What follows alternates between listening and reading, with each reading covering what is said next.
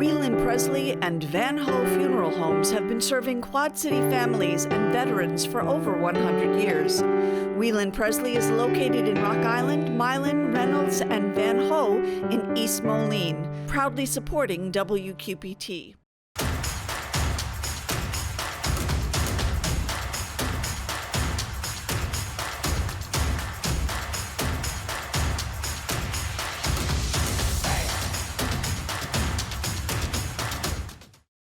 Alternatives is a proud supporter of WQPT and has been serving our community for 40 years.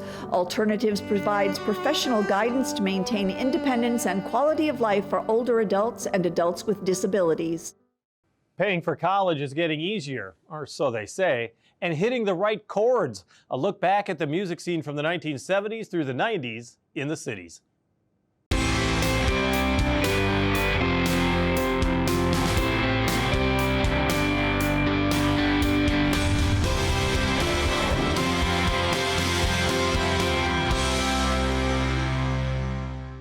The music scene in the cities was a lot different in the 1970s, 80s, and 90s, and one man remembers it all. We'll talk with Brad Harvey in just a few minutes, but first, paying for school.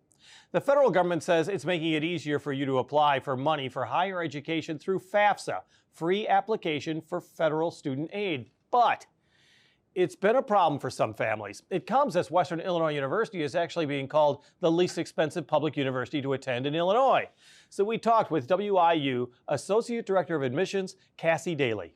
Well, we're really worried in some ways about FAFSA and parents and students filling out the forms, which were supposed to be simplified, but then they came late. Tell me about the status right now, and should people be really worried about getting the form filled out?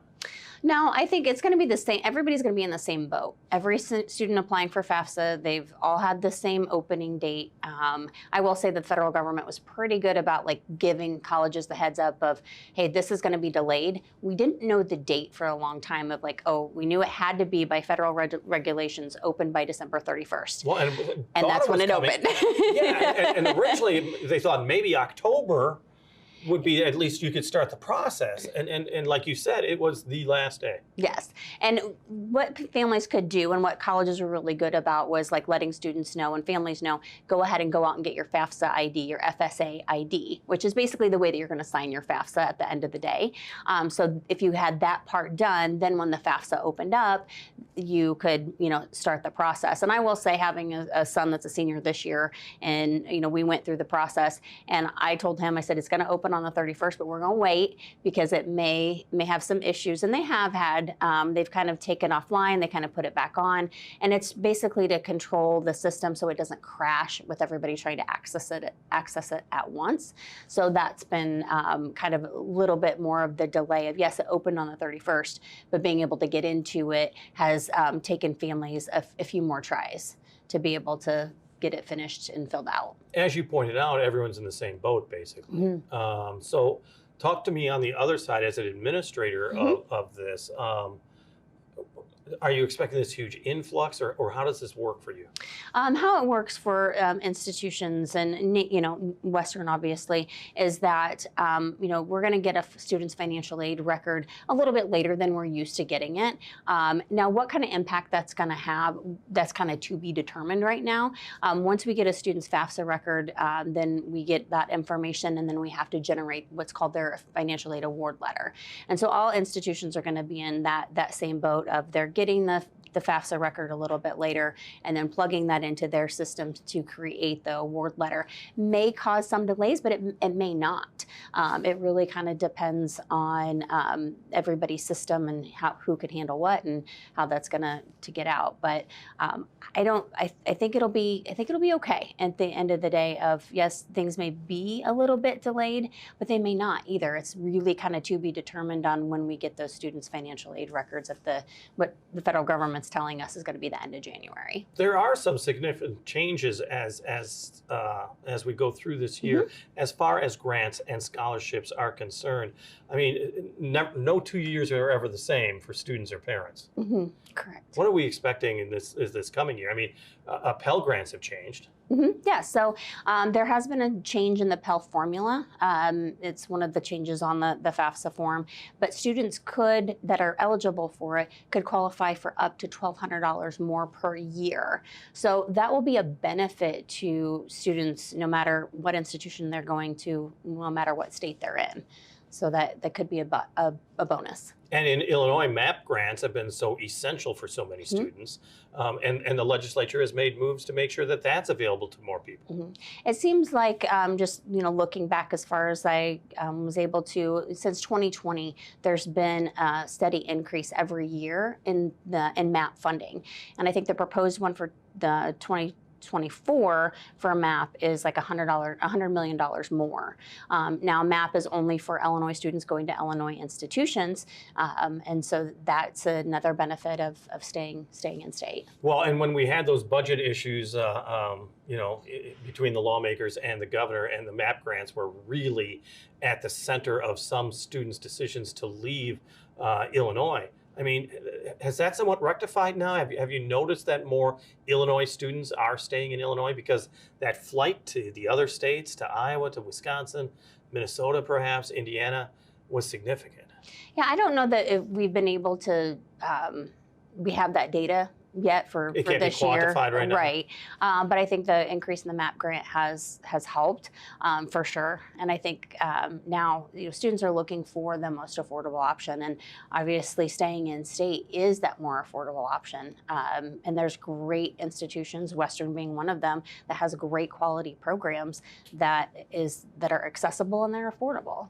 Well, and you lead right into it. Western Illinois University picked as the least expensive public university in Illinois. Bold headlines for Western. Yes, thank you. Why is that so important? It's important because as students are trying to make a good, sound financial decision of they're wanting to, pursue their education, and they don't want an institution where they're going to walk out with being, so far in debt that it's, one of those holes that they can't climb out of.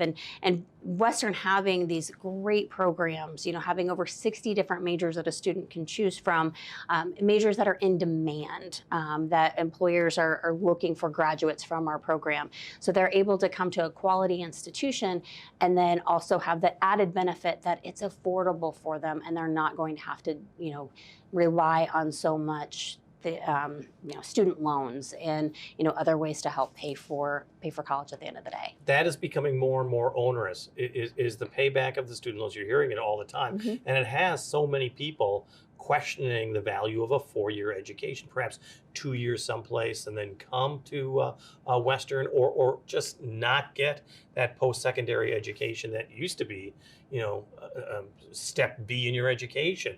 Are you still facing that? And if you are, what do you do about it?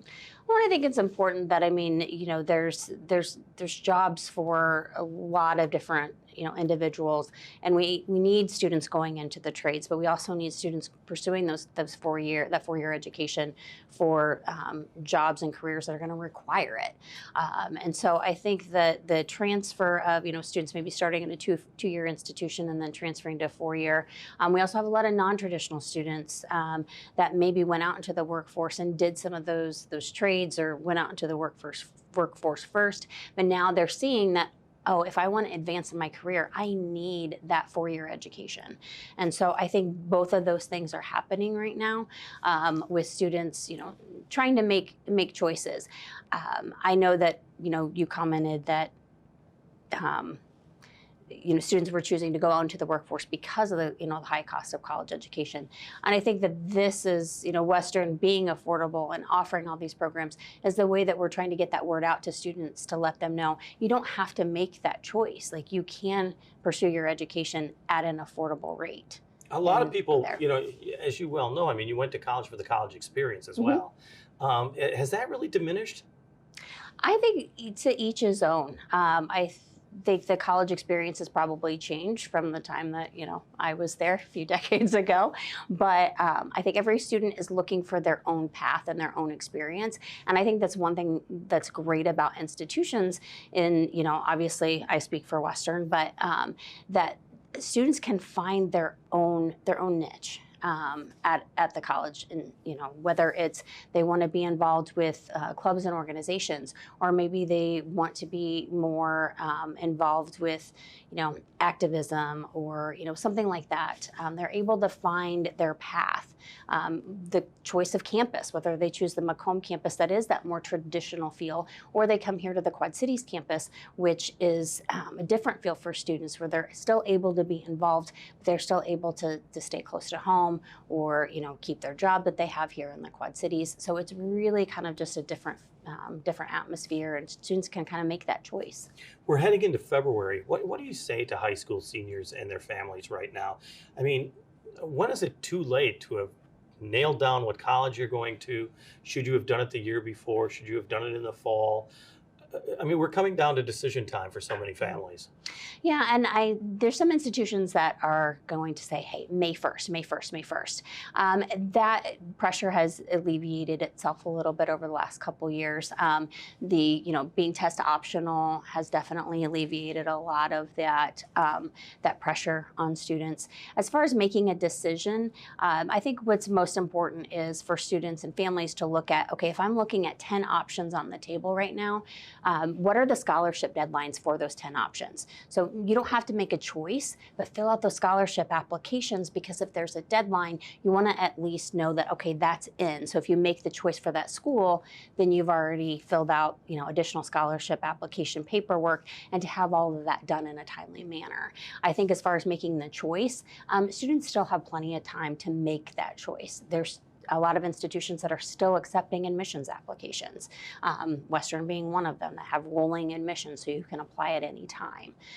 So not too late, but just maybe looking ahead at some deadlines that the schools that you're considering may have, just to make sure you meet all those deadlines for scholarships or having the FAFSA and that type of thing. But as you know, it's overwhelming it for is. a lot of people. I mean, and the way you're describing it is like, for some families that may either be struggling or that have a lot on their plate anyhow. Mm-hmm. This is a tough period of time. So, I mean, how do you better prepare yourself? I think just looking ahead, looking at some of those deadlines. Don't push it off. Right. When those financial aid award letter packages start coming in, when families get their FAFSA forms back and get their information back, to be able to look at the affordability piece and be able to have those conversations with their student, whether you're a parent or maybe you're a mentor of somebody that kind of doesn't have that guidance at home, just to kind of talk through options. We always talk about, okay, your reach school or your dream school, your reach school, your backup options, and to kind of have multiple options on the table. You don't have to make any choices, but just know and be prepared for all the options that may be there. You don't necessarily have to have your career already plotted out or how to reach that goal. Although for some people that is helpful, I'm sure. So if you're a high school sophomore or a junior, what would you be doing to prepare so that it isn't such a huge burden in your senior year? Doing the research, looking at schools that you may be interested in, whether it's going on a website, making those college campus visits to places that you might be interested in. It's never too early to do that, especially as a junior, when you're walking into your junior year, kind of doing that exploration. And if there's 10 schools that you're interested in, kind of looking at, okay, what are the admission requirements? Am I even, is this an option for me? Is this campus located somewhere I want to be? And kind of to think about some of those things. Your first year in college, you are just doing some general classes, so you have some time to make a choice on major. But if a student knows what major, if they're passionate of like, I want to be a nurse, then look at schools that have nursing. You not necessarily want to put something on the table that doesn't have a nursing option. So just kind of doing some of that preliminary research. Try not to overburden yourself. It's easier said than done, but there is help out there as well. Oh, for sure. One of the, if it's not an institution, college reps come to high schools and community colleges. We're definitely open and willing to talk to students. Sometimes I joke that I'm the best admissions counselor for other places, because if somebody comes to me and they're like, here's what I want, if I know of an institution, then sometimes I will make suggestions. Obviously I feel like Western's a great fit for so many students. But I think also those other resources are like the Illinois State Assistance Commission, which is is ISAC. They have a very helpful website. They've got links to other scholarship opportunities that are available, within ISAC and maybe outside ISAC. There's ISAC core representatives in the area that come and also visit high schools, and that's their job too, is talk about the affordability and the how to pay for it piece, but they also can help students with college choices and doing some of that college research. And then a student's counselor, high school counselor. They have resources for their students to be able to do research or know when college reps are coming in, or just to maybe help get them started. Western Illinois University Associate Director of Admissions, Cassie Daly. Still ahead, the music scene in the cities at the time of the heyday of Cheap Trick, Trickmaster Monkey, and others. But first, the music scene right now. Rebecca Casad and Alan Morrison are a true team. Rebecca plays ukulele, sings, and writes original songs. Alan accompanies her on the U-bass, the acoustic guitar, and harmonizes. And they joined us at the Black Box Theater to play one of those originals that they have. It's called Every Day of the Year.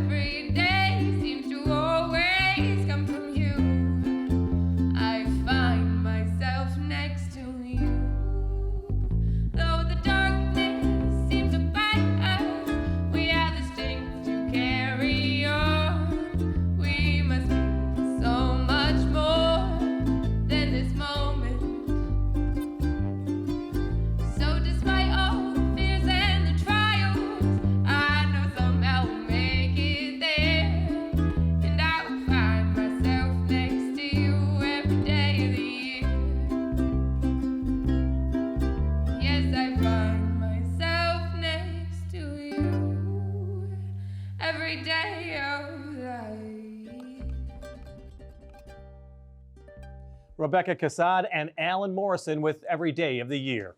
Well, you have to be of a certain age to remember Oil Magazine, the free music newspaper that for some was the Rolling Stone of the cities in the 1990s. The man behind it all, Brad Harvey, has a book out that looks back at the music scene and his life, successes and defeats. That book is called I Know Why the Caged Brad Sings, and we talked with Brad Harvey. So Brad, I mean, the book, it's just interesting from beginning to end, very autobiographical at the beginning, and then you really do talk about a lot about the music scene later on in the Quad Cities. For anybody who grew up in the 70s and the 80s, it was a great time for music. Great time for music, but not so great economically in this region. Absolutely. My father worked at Farmall, and like a lot of the other plants, it was like a domino. His plant went under in, I think 1984. And it was really tough around here to, like, just if you're an average guy just looking to get any job.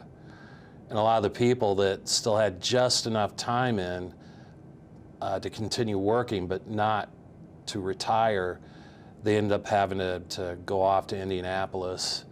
They would share an apartment, 4 or 5 guys or whatever, and work through the week and then come back to the Quad Cities on the weekends. And my dad had just enough time in there, but he didn't want to hang out, live with a bunch of guys in a crappy apartment. Just to get through. Yeah, he was an auto mechanic, and so he just hung out his sign in our garage, and that's what I remember him doing growing up.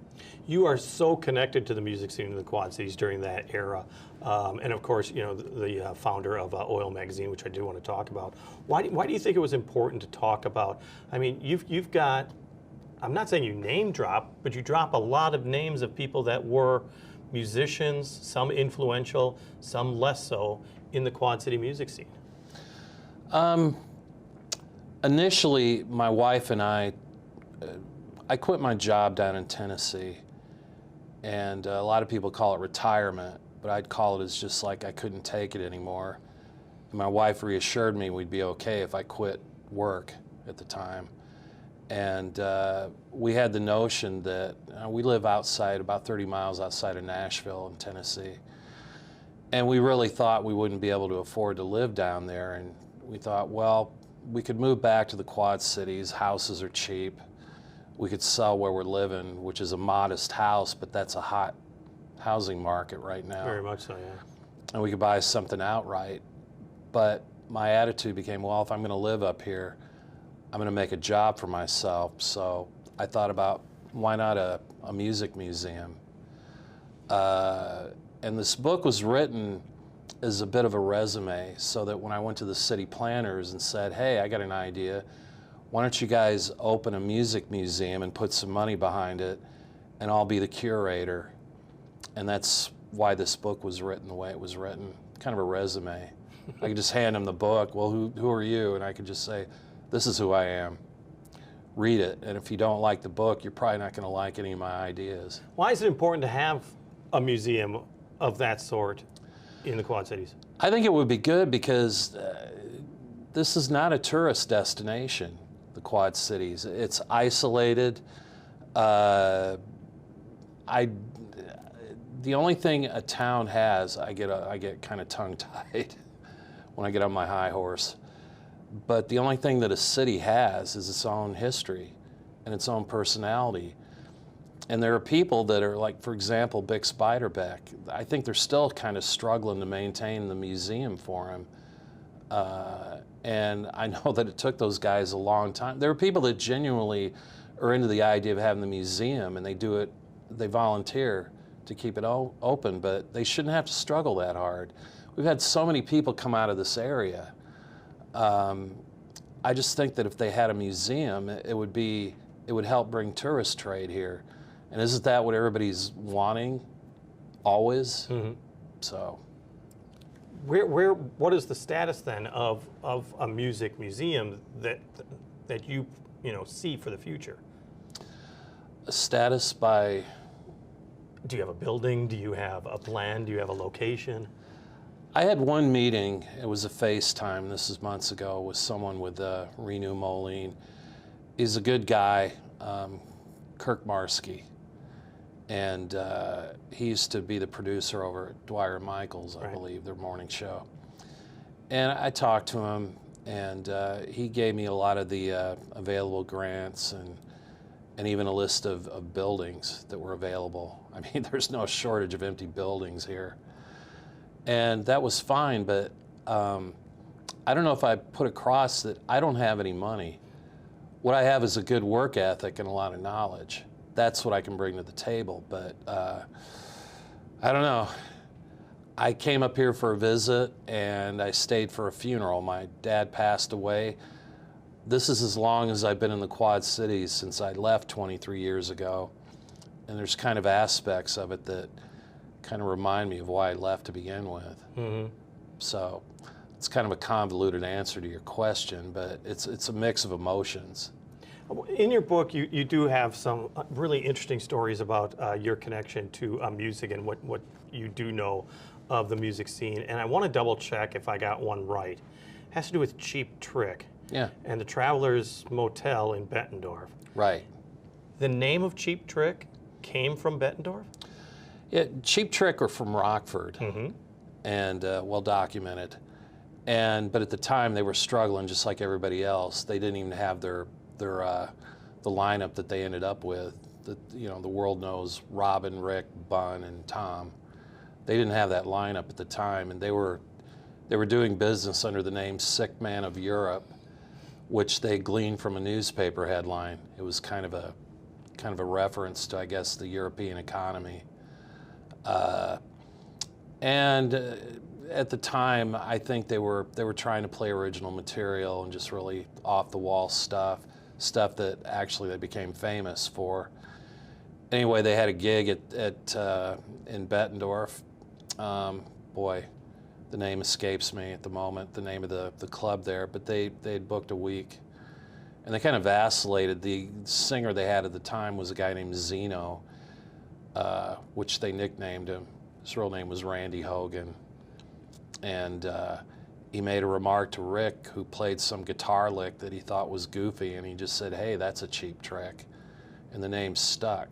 They had a lot of names because the joke was they would get fired from a club and then book themselves under a new name right back in. And there's a photograph in my book where it's actually from the Sterling High School yearbook. And it's towards the front of the book, and you can see Rick before he had his trademark hat. Bun's got hair down to his shoulders. They've got a different lead singer than Robin Zander, and Tom Peterson is giving the thumbs up to the cameraman. So, you are so well known, not only as a musician, but you're so well known for oil. And it was a publication that I like the fact that you equated it to. It's the Rolling Stone meets the Thrifty Nickel, I think you said. Yeah.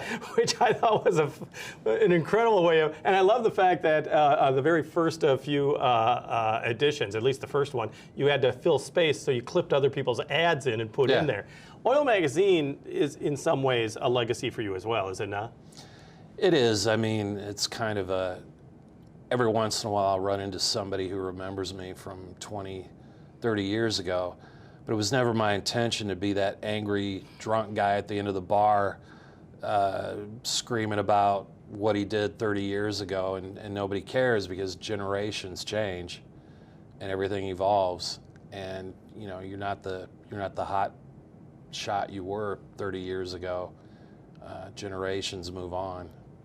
Boy, that was kind of a bummer thing to say, but I mean, realistically, I think that you sort of have to acknowledge that. We all have our time, and then we don't. Brad Harvey, musician, founder of Oil Magazine, and author of I Know Why the Caged Brad Sings. On the air, on the radio, on the web, on your mobile device, and streaming on your computer. Thanks for taking some time to join us as we talk about the issues on the cities.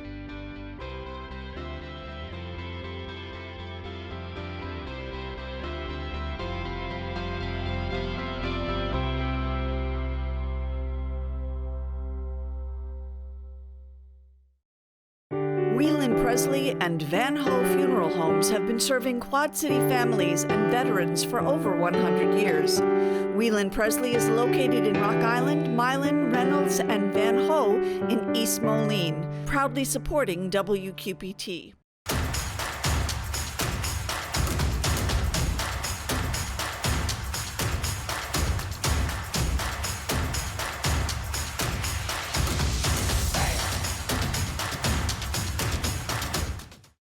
Alternatives is a proud supporter of WQPT and has been serving our community for 40 years. Alternatives provides professional guidance to maintain independence and quality of life for older adults and adults with disabilities.